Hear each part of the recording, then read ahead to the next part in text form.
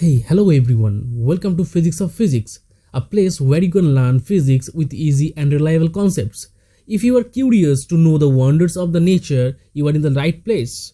We also provide 2D animation to understand toughest concept of physics in easy way. So do not forget to subscribe our channel and watch the video. If you find it informative, then share it with your friends. So let's go. So it is a continuous part of class 10 chapter 4, and it might be part 3 of our video. So as per our previous video, we have already learned about the expansion coefficient of solid, and there was linear expansion coefficient alpha, surface expansion coefficient beta, and volume expansion coefficient gamma. In this video we'll learn about expansion coefficient of liquids. Well, লিকুইডের ক্ষেত্রে কিন্তু এর কোনো definite shape থাকে না। It has no definite shape or size. কোনো definite shape আর size কিন্তু লিকুইডের নেই। কোন জিনিস আছে লিকুইডের? কিন্তু it has only has definite volume. লিকুইডের কিন্তু ডেফিনেট ভলিউম দেখতে পাবো, ডেফিনেট শেপ অ্যান্ড সাইজ কিছু আমরা দেখতে পারবো না। তো এই ভলিউমের উপরেই তার মানে এক্সপ্যানশনগুলো হবে। সলিডের ক্ষেত্রে লিনিয়ার এক্সপ্যানশন ছিল, সারফেস এক্সপ্যানশন ছিল, ভলিউম এক্সপ্যানশন ছিল। In case of liquid we can only observe the volume expansion. There are two kind of expansion. One is apparent volume expansion and another is real volume expansion. তো আমরা প্রথমে apparent volume expansion একটু discuss করি। যখন কোনো একটা কন্টেনারের মধ্যে liquid নেওয়া হয়, কন্টেনারের মধ্যে নিয়ে তারপর তো সেটাকে হিট আপ করা হয়। তো most of the container are made up by metal. তো যখন ওই কন্টেনারকে হিট করা হচ্ছে তখন কিন্তু সেই মেটালেরও এক্সপ্যান্ড হচ্ছে।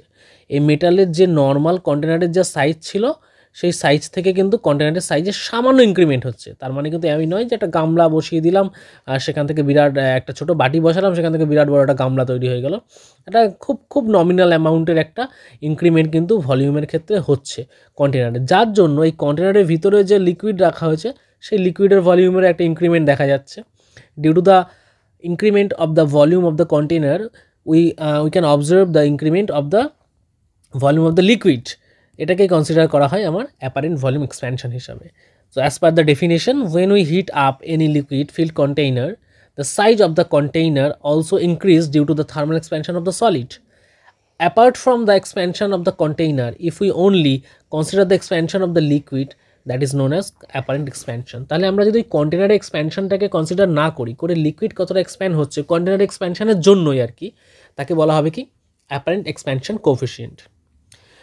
তাকে বলা হবে apparent expansion. So apparent expansion যখন আছে, এক্সপ্যানশন কোফিশিয়েন্টও আছে। আমি কিন্তু আগের বারও তোমাদের এক্সপ্যানশন কোফিশিয়েন্ট নিয়ে একটা খুব সুন্দর ধারণা দিয়েছিলাম, তোমাদের আগের ভিডিও কিন্তু দেখতে হবে। অ্যাপারেন্ট মানে সেটা সলিডের ক্ষেত্রে বলেছিলাম, লেন্থের ক্ষেত্রে এই এক্সপ্যানশন কোফিশিয়েন্ট জিনিসটা কি? কোফিশিয়েন্ট মানে হচ্ছে ওই লেন্থের ক্ষেত্রে আমরা একটা এক্সাম্পল দিয়েছিলাম যে লেন্থ ধরো ছিল একটা L1, previous the initial length ছিল, সেখান থেকে লেন্থ বেড়ে হয়ে গেছে L2। তাহলে লেন্থের ইনক্রিমেন্ট কতটা হয়েছে? লেন্থের ইনক্রিমেন্ট তো এইটুখানি জায়গায় হয়েছে। তার মানে তো এই নয় যে লেন্থের এই লাস্টের অংশটা খুলে হঠাৎ করে বড় হয়ে গেছে এই জায়গাটায়, তা কিন্তু হয়নি। বেসিক্যালি এই পুরো রডটার এখানে স্মল রিজিয়নে, ছোটো রিজিয়নে লেন্থ বেড়েছে, বেড়ে টোটাল রডটার কিন্তু লেন্থটা বেড়েছে।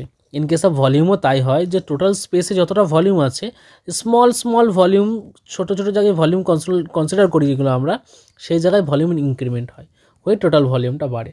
তার জন্য ধরে নাও যদি ইনিশিয়াল ভলিউম যদি তোমার থেকে থাকে V1 আর তোমার যদি ফাইনাল ভলিউম থেকে থাকে তোমার V2, তাহলে ভলিউম ইনক্রিজ কতটা হয়েছে দুটোকে সাবট্র্যাক্ট করে দাও। ধরে নাও প্রথমে 10 ছিল 15 হয়েছে, সাবট্র্যাক্ট করো, তাহলে কত বাড়লো? 5 বাড়লো। এবার এটাকে ডিভাইড করো ইনিশিয়াল ভলিউম। কেন? কারণ ইনিশিয়াল ভলিউম দিয়ে ভাগ করলে পার ইউনিট ভলিউমে কতটা বেরিয়েছে, সেটা কতটা ইনক্রিমেন্ট হয়েছে সেটা বেরিয়ে যাবে আমাদের। আর পার ইউনিট টেম্পারেচারে বার করতে গেলে টেম্পারেচার ডিফারেন্স বার করতে হবে। তাই ডেফিনেশন কি বলছে ভলিউম এক্সপ্যানশন কোফিশিয়েন্টের? The apparent volume expansion coefficient in per unit volume due to the apparent volume expansion coefficient, একটু ভুল আছে এখানে, the apparent volume expansion coefficient এখান থেকে ইজ নোন অ্যাজ, এটা ডেফিনেশনটাই অনেকটাই ভুল হয়েছে, এই ডেফিনেশনটা ভুলে যাও, এটা ভুল আছে। এই ডেফিনেশনটা ভুল আছে, আমরা এটাকে রেকটিফাই করতে হবে আমাদের। কি ভুল আছে? তো অ্যাপারেন্ট ভলিউম এক্সপ্যানশন কোফিশিয়েন্টকে আমরা কি বলতে পারবো? The apparent volume expansion coefficient is defined as the amount, if it is defined as the amount of volume increase, তোমরা কিন্তু নোট করো আমার সাথে সাথে, amount of volume increase in per unit volume at per unit temperature, তো temperature per unit বাড়ার জন্য volume কতটা করে বাড়লো। এর যে ম্যাথমেটিক্যাল এক্সপ্রেশন এখানে আছে, আমি এটাকে আবার একটু লিখি, that is gamma A is equals to V two minus V one, মানে কতটা ভলিউম বাড়লো তাকে ইনিশিয়াল ভলিউম দিয়ে ভাগ করলে পার ইউনিট ভলিউম হয়ে গেল, আর টেম্পারেচার ডিফারেন্স দিয়ে ভাগ করলে পার ইউনিট টেম্পারেচার হয়ে গেল। ধরো প্রথমে টেম্পারেচার ছিল T1, তারপর টেম্পারেচার হলো T2, তাহলে সেখান থেকে টেম্পারেচার কতটা বাড়লো সাবট্রাক্ট করলে বেরিয়ে যাবে। মনে রাখবে always T2 greater than T1 আর volume V2 greater than V1, মানে ফাইনাল ভলিউমটা বড়, ইনিশিয়াল ভলিউমটা ছোট। এই এক্সপ্রেশনটাকে এই T2 মাইনাস T1 এর জায়গায় রিপ্লেস করে আমরা T লিখতে পারি, কারোর কোনো আপত্তি নেই নিশ্চয়ই আমি যদি এখানে T লিখি। বেশ, তাহলে এখানে আমরা লিখি gamma equals to V2 minus V1 that is divided by V1 cross T। এবার এটাকে ক্রস মাল্টিপ্লিকেশনে নিয়ে যাও এদিকে, তাহলে কী হয়ে যাবে V1 gamma T equals to V2 minus V1। এই V1টাকে লেফট হ্যান্ড সাইডে নিয়ে আসো এখান থেকে, তাহলে V1 প্লাস V1 গামা এটি ইকুয়ালস টু তোমার V2। এটাকে যদি একটু সাজিয়ে গুজিয়ে লেখা যায় মোটামুটি V2 equals to V1 plus gamma A T, এই এক্সপ্রেশনটা এসে দাঁড়ায়। এটা কিন্তু অ্যাপারেন্ট ভলিউম এক্সপ্যানশন কোফিশিয়েন্টেরই একটা এক্সপ্রেশন, সাজিয়ে গুছিয়ে লেখা, মানে হ্যাপক কোনো জিনিস কিছু আমি করিনি, একটু সাজিয়ে গুছিয়ে এক্সপ্যানশনটাকে কোফিশিয়েন্টটাকে লিখেছি। আর এর ক্ষেত্রে যে ইউনিট হয়, ইউনিটের তো কোনো রকম চেঞ্জ হয় না। এই আগেরবারও কিন্তু আমরা ইউনিট কীভাবে আসছে সেটা বার করেছিলাম, degree Celsius inverse, degree Fahrenheit inverse, degree Kelvin inverse. এই ইউনিটটা কিন্তু আমরা আগের ভিডিওতে বার করেছি, আগের ভিডিও লক্ষ্য করো, দেখো সেখানে কীভাবে ইউনিটটা বার করা হয়েছে সেটা ফলো করো। আমরা নেক্সট পার্টে চলে যাই। আমরা বলেছিলাম দুটো এক্সপ্যানশন আছে, একটা অ্যাপারেন্ট একটা রিয়েল। তো রিয়েল ভলিউম এক্সপ্যানশন বলতে বেসিক্যালি কী বোঝায় সেটা নিয়ে একটু আলোচনা করি। ধরো ওই যে মানে লিকুইডটা তো কন্টেনারের এক্সপ্যানশনের জন্য বেড়েছিল, এবার কন্টেনারের এক্সপ্যানশনটা কথা বাদ দিয়ে যদি আমি ধরি লিকুইডটাকে ক্রমাগত আমি হিট দিয়েই যাচ্ছি, তাহলে কী হবে, লিকুইড মলিকিউল ভাইব্রেট করতে শুরু করবে, ওই হিটটাকে কনজিউম করে পুরো লিকুইড মলিকিউলসগুলো এবারে লিকুইড মলিকিউলসগুলো গ্যাস হওয়ার চেষ্টা করবে, গ্যাস হওয়ার জাস্ট আগের ফেজে কী হবে, ওদের ভলিউম কিন্তু এক্সপ্যান্ড হতে শুরু করবে, এটাকে বলা হবে কি real volume expand. So if we consider the expansion of both of the container and the liquid, then it is known as real volume expansion. Basically এইটা কি হয়, লিকুইড যেটা আছে, লিকুইডের টেম্পারেচার বাড়ার সাথে সাথে লিকুইড মলিকিউলগুলো কাইনেটিক এনার্জি বেড়ে যায়, ওই কাইনেটিক এনার্জিকে কাজে লাগিয়ে ওদের ভলিউমটা এক্সপ্যান্ড হয়, এটাকে বলা হয় রিয়েল ভলিউম এক্সপ্যান্ড। অ্যান্ড তার এগেনস্টেও রিয়েল ভলিউম এক্সপ্যানশন কোফিশিয়েন্ট আছে। তো রিয়েল ভলিউম এক্সপ্যানশন কোফিশিয়েন্টকে আমরা লিখতে পারি gamma R equals to V2 minus V1 divided by V1 cross T2 minus T1। আবারও আগের বারের মতো করতে পারি, T2 মাইনাস T1টাকে T লিখলাম, তো V2 minus V1 divided by V1 cross T। আর এটাকে যদি ক্রস মাল্টিপ্লিকেশন করে এদিক ওদিক সাজিয়ে লেখা যায়, তাহলে এটা কি আসবে, যে V2 equals to V1 plus gamma আর ইন্টু টি। এই এক্সপ্রেশনটা কিন্তু আমাদের কাছে আসবে। That is so easy. আমি আশা করছি তোমরা পারবে। আর এই ক্ষেত্রেও কিন্তু আমাদের ইউনিট কি আসবে, এই রিয়েল ভলিউম এক্সপ্যানশন কোফিশিয়েন্টের unit, that is degree Celsius inverse or degree Fahrenheit inverse, আর কি হতে পারে কেলভিন ইনভার্স। এই তিনটের মধ্যে যে কোনো একটা যখন যে ইউনিটে দেবে। বেসিক্যালি মনে রাখবে সিজিএসে ইউজ করা হয় হচ্ছে ডিগ্রি সেলসিয়াস ইনভার্স, আর এসআইতে ইউজ করা হয় কেলভিন ইনভার্স। নাও এই দুটো এক্সপ্যানশন কোফিশিয়েন্ট, এর মধ্যে লিকুইডের নিজস্ব প্রপার্টি কোনটা, which one is the liquid's own property, liquid's নিজের প্রপার্টি কোনটা, সেটা দেখার জন্য কি করব। দেখো আমি আগেরবারও বলেছিলাম তোমাদের যে in case of apparent expansion coefficient, এটা অ্যাপারেন্ট এক্সপ্যানশনটা আসছে কোথা দিয়ে, due to the expansion of the container, due to the expansion of the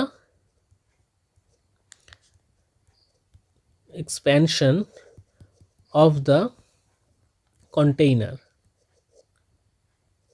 R real volume এক্সপ্যানশনটা আসছে কোথা দিয়ে, লিকুইডের যে নিজের এক্সপ্যানশন প্লাস কন্টেনারের এক্সপ্যানশন।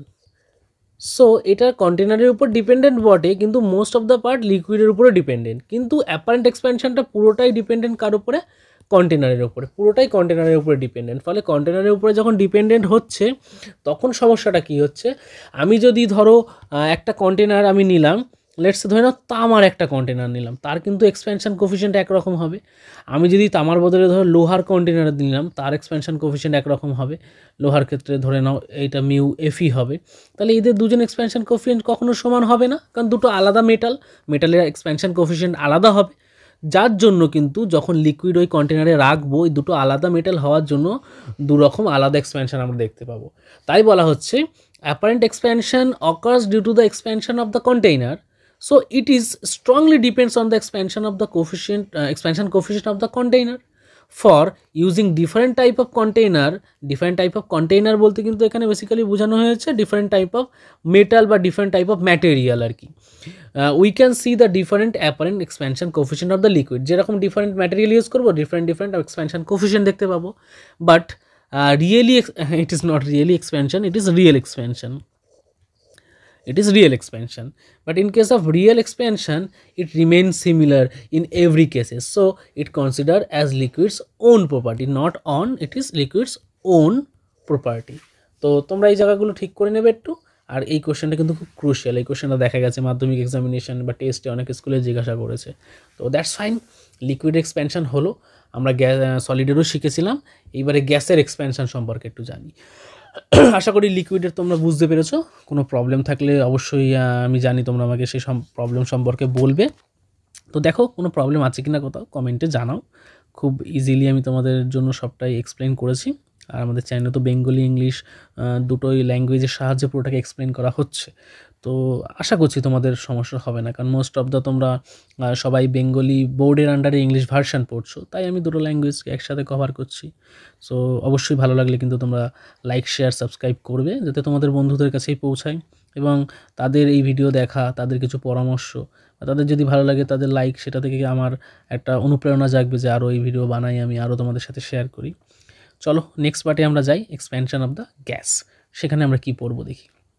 আমরা একটা জিনিস জানি যে লিকুইডের ক্ষেত্রে যেমন দেখেছিলাম ওর একটা ডেফিনেট ভলিউম ছিল, কিন্তু গ্যাসের ক্ষেত্রে no definite shape, no definite size or definite volume. গ্যাসের ক্ষেত্রে কিন্তু কিচ্ছু নেই, একদম সর্বহারা আয়লোক, মানে না ডেফিনেট কোনো শেপ আছে, না কোনো সাইজ আছে, না কোনো ভলিউম আছে। কিন্তু তোমরা বলতে শুনেছো গ্যাস সিলিন্ডারটা 5 লিটারের, ওটা 2 লিটারের, এই জলের এই গ্যাসের এই অক্সিজেন সিলিন্ডারটা এটা 3 লিটারের। তো এই লিটার এগুলো তো ভলিউমের ইউনিট, তাহলে এগুলো বলছে কেন লোকে? হ্যাঁ, এটা ঠিক কথা যে ভলিউমের ইউনিট, এর কোনো ডেফিনেট ভলিউম নেই, but volume of any gas is considered as the volume of the container in which it is kept. Basically একে যে কন্টেনারের মধ্যে রাখবো সেই কন্টেনারের ভলিউমটাকে এই গ্যাসের ভলিউম ধরা হবে। একে যদি আমি এখন একটা গ্যাস মলিকিউলকে যদি একটা 5 লিটারের কন্টেনারে ধরা হয় তাহলে ভলিউম 5 লিটার, সেই গ্যাস মলিকিউলকে যদি আমি একটা 8 লিটারের কন্টেনারের মধ্যে রাখি তাহলে ভলিউম 8 লিটার। নো প্রবলেম, আমরা যেরকম কন্টেনারে রাখবো সেরকম ভলিউম দেখতে পাবো আমরা। গ্যাস কিন্তু যেখানে রাখা হবে সেই ছোটো জায়গায় রাখলে তার ভলিউম কমে আসবে, বড় কন্টেনারে রাখলে ভলিউম বেড়ে যাবে। সো এই অবস্থায় তাহলে গ্যাসের যেহেতু শুধুমাত্র আমরা ভলিউম দেখতে পেলাম, তাহলে ভলিউমের এক্সপ্যানশন হবে, তাই সেটাকে বলা হবে ভলিউম এক্সপ্যানশন। অ্যাজ লাইক লিকুইডের মতোই যখন আমরা হিট দেবো তখন কী হবে, যে মলিকিউল আছে সেই গ্যাস মলিকিউলগুলো হিট অ্যাবজর্ব করে কাইনেটিক এনার্জি বাড়বে, এবং কাইনেটিক এনার্জি যত বাড়বে তত কিন্তু গ্যাসের ভলিউম বাড়তে শুরু করবে। আর এই ভলিউম এক্সপ্যানশন আছে মানে তার একটা ভলিউম এক্সপ্যানশন কোফিশিয়েন্ট আছে। আগের মতোই ডেফিনেশন যে পার ইউনিট ভলিউমে আর পার ইউনিট টেম্পারেচার ইনক্রিজের জন্য কতটা ভলিউম বাড়লো তাকেই বলা হবে ভলিউম এক্সপ্যানশন কোফিশিয়েন্ট। ডেফিনেশনগুলো কিন্তু অবশ্যই লিখবে, আর ম্যাথমেটিক্যাল এক্সপ্রেশন তো অবশ্যই বাদ দেবে না। এটাকে আমরা অনলি গামা দিয়ে দেখাই। এখানে একটা রহস্যময় জিনিস আছে, এই গ্যাসের ক্ষেত্রে যে ভলিউম এক্সপ্যানশন কোফিশিয়েন্ট তার একটা ডেফিনেট ভলিউম ভ্যালু আছে, দ্যাট ইজ 1/273। এটা কিন্তু গ্যাসের ভলিউম এক্সপ্যানশন কোফিশিয়েন্টের ভ্যালু, কিন্তু এই ভ্যালুটা আমাদের জানতে হবে। এবার এই ভ্যালুটা কোথা থেকে আসলো, কোথা থেকে উড়ে এসে জুড়ে বসলো, সেটা আমরা এক্ষুনি দেখব। আমরা একটু ইউনিটটা জেনে নিই। এখানেও ইউনিট কিন্তু সেই similar, that is degree Celsius inverse, degree Fahrenheit inverse and Kelvin inverse. So এই ভ্যালুটা আসলো কোথা থেকে? দেখো, আমরা নর্মালি লিখলাম কি যে গামা ইজ ইকুয়ালস টু, মানে volume expansion coefficient in case of a gas, that is V2 minus V1 divided by V1 cross T2 minus T1। ধরে নাও initially if the gas is heat up from 0 degree Celsius to T degree Celsius. T is একটা যে কোনো arbitrary temperature, 10, 20, 2,50,000, একটা যে কোনো temperature. If the gas is heat up from 0 degree to T degree Celsius, তার মানে যদি এরকম হিট আপ করা হয় তাহলে আমরা যে volume at 0 degree Celsius, volume at 0 degree Celsius সেটা কী হবে? V0, যেটা বেসিক্যালি আমরা এখানে ধরেছি V1 নামে। এই V1টা এখানে কী হবে? V0 হবে। আর ভলিউম T ডিগ্রি সেলসিয়াসে কত হবে? আমি যদি ভলিউমটা এবার, মানে টেম্পারেচার বাড়লে তো ভলিউমও বাড়বে, T ডিগ্রি সেলসিয়াসে কী হবে? VT হবে, যেটাকে আমি এখানে V2 বলে লিখে রেখেছি। তাহলে এখন এই ম্যাথমেটিক্যাল এক্সপ্রেশনটা এখন কেমন দেখতে লাগবে? এটা এখন এরকম দেখতে লাগবে, gamma is equals to VT minus V0 divided by V0, আর T2 মাইনাস T1টাকে আমি একবার একটা T ধরে নিচ্ছি, এই জিনিসটাকে। সো খুব ভালো তো নয় কালিটা, ইয়েলো ট্রাই করি একবার। হ্যাঁ, তো এখান থেকে আমরা লিখতে পারবো গামা ক্রস V0T, এটাকে লেফট সাইডে মাল্টিপ্লাই করেছে, আর কিছুই নয়, VT মাইনাস V0, ওই আগের বারের মতোই। এবার V0টাকে আবার লেফট হ্যান্ড সাইডে আনো, ইট লুক লাইক দিস।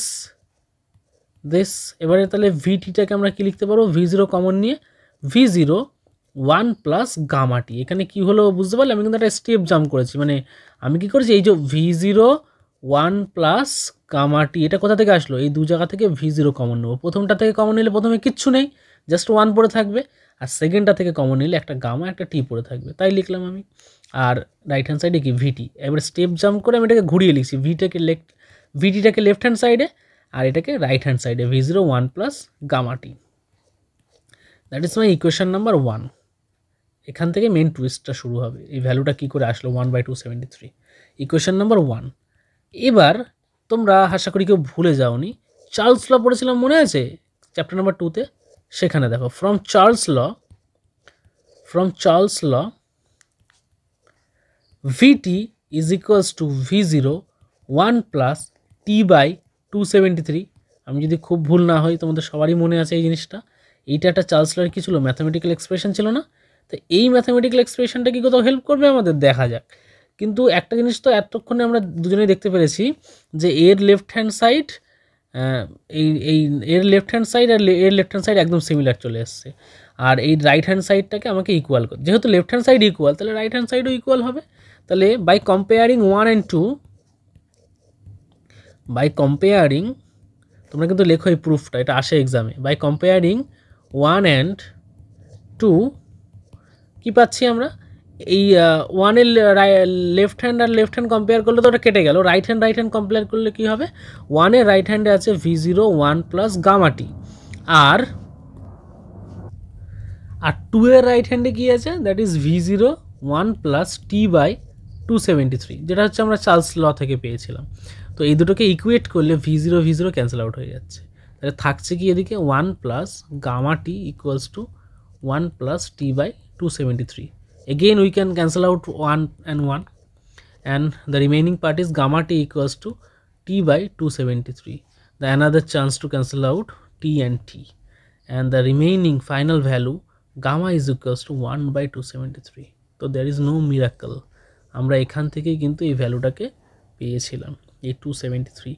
এবার এর ব্যাকওয়ার্ড যদি আবার জানতে চাও, কারো মনে প্রশ্ন আসবে যে এই 273টা কোথা থেকে আসলো? এই তো নিশ্চয়ই মামাবাড়িতে আসেনি।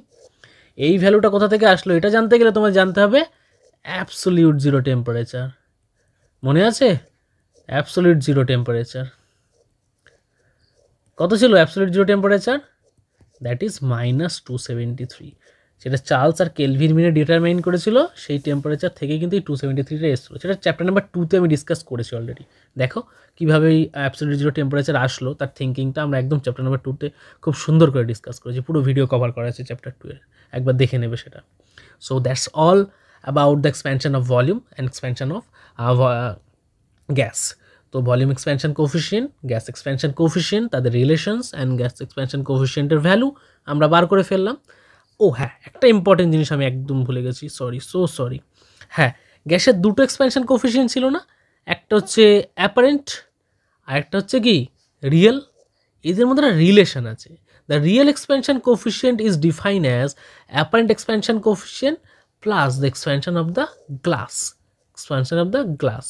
গ্লাস এটা অনলি জি লেখে, সো আমি জিটাকে এখানে দেখিয়ে দিই, এটা হচ্ছে গ্লাস। এরকমভাবে এদের মধ্যে কিন্তু একটা রিলেশনশিপ রয়েছে। এটাকে কাজে লাগিয়ে অনেক সময় অনেক ভ্যালু বার করা যেতে পারে। হ্যাঁ, নাও আই ক্যান কমপ্লিট। এবারে আমি পুরোটাই কমপ্লিট করে ফেলেছি, দ্যাটস অল। সো তোমাদের আশা করছি সবাই বুঝতে পেরেছো। বুঝতে না পারলে তো অবশ্যই কমেন্ট সেকশন ইজ ইয়োর্স। তো আপাতত টেলিগ্রাম চ্যানেলেও আমরা এই ভিডিও এবং তার ডকুমেন্টগুলো শেয়ার করছি, আমাদের এই নোটসগুলো। তার সাথে সাথে আমরা গুগল ড্রাইভ লিঙ্কও শেয়ার করছি, যাদের টেলিগ্রাম নেই গুগল ড্রাইভ লিঙ্ক থেকেও ডাউনলোড করে নিতে পারবে। আর আদারওয়াইজ আমার ক্লাসের সাথে সাথে হাতে তো তোমরা হ্যান্ডরাইটেড নোটস তো তৈরি করেছো, নিজেরা লিখেছো, নিশ্চয়ই কেউ হেলান দিয়ে একদম শুয়ে নোটস দেখোনি, সবাই সঠিকভাবেই পড়েছো। So that's all for today. Do like, share and subscribe and support ours. Keep going. See you in our next video.